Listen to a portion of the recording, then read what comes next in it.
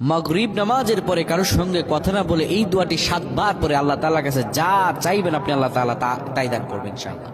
মাগরিব নামাজের পরে কারোর সঙ্গে কথা বলবেন না, আপনি একদম নিস্তব্ধ থেকে আপনি যদি এদিক আল্লাহ তাআলার কাছে দোয়া করতে পারেন, আল্লাহ তাআলা অবশ্যই আপনার দোয়া কবুল করে নেবে। মাগরিব নামাজের পর দোয়া কবুলের সময়, এই সময় আল্লাহর কাছে কোনো বান্দা যদি কিছু চায় আমার আল্লাহ তাকে দিয়ে দেন।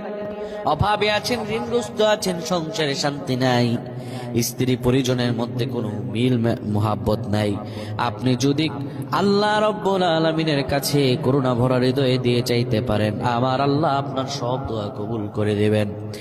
আমার প্রাণ ভাইরা, মাগরিব নামাজের পর কিবলামুখী হয়ে যাবেন, কারোর সঙ্গে কথা না বলে বলবেন আল্লাহুম্মা আজরিনা মিনান নার, আল্লাহুম্মা আজরিনা মিনান নার, আল্লাহুম্মা আজরিনা মিনান নার।